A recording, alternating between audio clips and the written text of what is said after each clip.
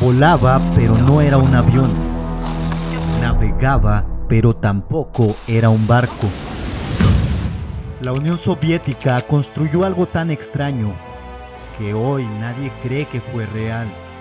Viajaba a cientos de kilómetros por hora, deslizándose por el agua usando un principio físico muy extraño. Estás a punto de ver cómo fue posible que los soviéticos lograran construir un monstruo así en esa época, demasiado grande, demasiado peligroso, demasiado adelantado a su tiempo. Bienvenido al siguiente kilómetro. Durante siglos, la humanidad creyó que solo existían dos maneras de cruzar el mar, o flotando o volando. Pero en plena Guerra Fría, alguien decidió romper esa lógica. La Unión Soviética apostó por una tercera opción, una máquina tan extraña que, incluso hoy, muchos no saben cómo clasificarla. No era un avión, no era un barco, y aún así podía derrotar a ambos. El ecranoplano, una idea brillante, una solución extrema y una respuesta perfecta a un problema que el mundo tenía. Para entender el ecranoplano, primero hay que entender el miedo.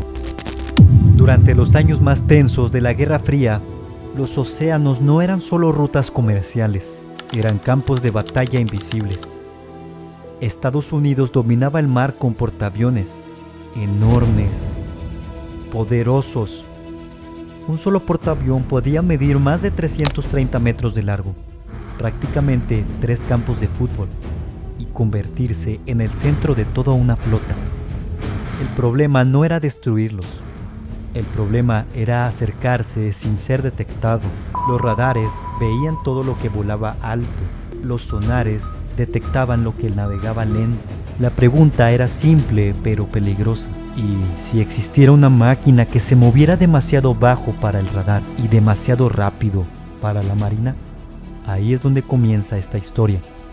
El principio físico era conocido desde hacía décadas. Cuando una ala vuela extremadamente cerca del suelo o del agua, ocurre algo peculiar. El aire queda atrapado entre el ala y la superficie. Eso genera más sustentación con menos esfuerzo. Es lo que se le conoce como efecto suelo. En condiciones ideales, el efecto suelo puede aumentar la eficiencia aerodinámica hasta en un 30%, algo impensable para un avión convencional de ese tamaño. Los soviéticos se preguntaron algo radical: ¿y si construimos una máquina que nunca salga de ahí?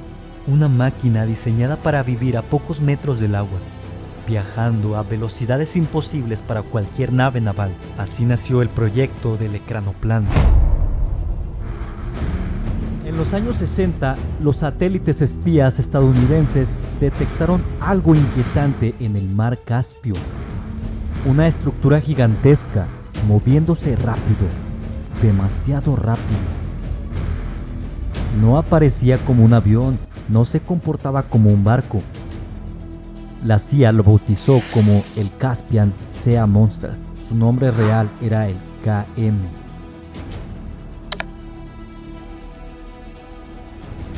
Y medía más de 90 metros de largo, casi lo mismo que un edificio de 30 pisos acostado sobre el agua. Su estructura estaba construida principalmente de aleaciones de aluminio aeronáutico, similares a las usadas en bombarderos estratégicos, pero reforzadas para soportar el impacto constante del agua salada. Cuando aceleraba, el agua literalmente explotaba detrás de él y luego se elevaba. No volaba alto, pero tampoco navegaba. Simplemente se deslizaba. Era real y funcionaba.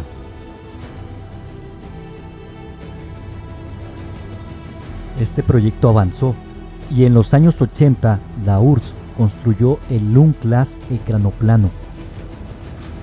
Este ya no era un experimento ni un concepto, era un arma, y para que realmente fuera efectivo reducieron su tamaño a más de 70 metros de largo, una envergadura similar a la de un Boeing 747. Alcanzaba una velocidad cercana a los 500 kilómetros por hora. Capaz de transportar misiles antibuque.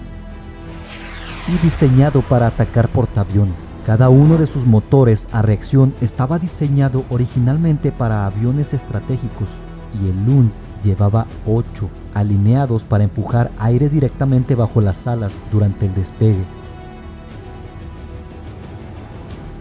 Volaba tan bajo que los radares apenas lo detectaban. Aparecía tarde y golpeaba primero. En teoría era perfecto, demasiado perfecto. Pero toda máquina extrema tiene un precio. El ecranoplano dependía del mar. Olas de más de 2 metros podían volver a la operación peligrosa, algo impensable para los barcos militares convencionales.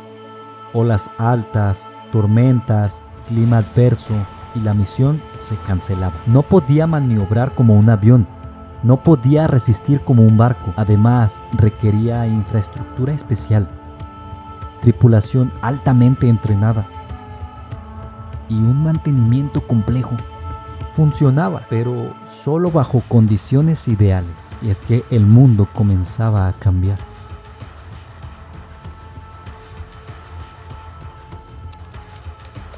La Unión Soviética cayó. Con ella cayó su doctrina militar. Las guerras ya no se planeaban igual. Los portaaviones dejaron de ser el único objetivo. La tecnología satelital avanzó. El ecranoplano no fracasó. Simplemente se quedó sin un propósito. Era una solución perfecta a un problema que ya no existía. Hoy el Lund descansa oxidándose, abandonado, como un fósil de acero. Su casco, construido para resistir toneladas de presión dinámica, hoy soporta solo el paso del tiempo. No fue un error, no fue un capricho. Fue el reflejo de una era donde la ingeniería no preguntaba si algo era práctico, sino si era posible. El ecranoplano no murió por inútil, murió porque el mundo dejó de necesitarlo. Y quizá por eso sigue fascinándonos, porque nos recuerda algo importante. A veces las ideas más brillantes nacen para un mundo que solo existe durante un momento.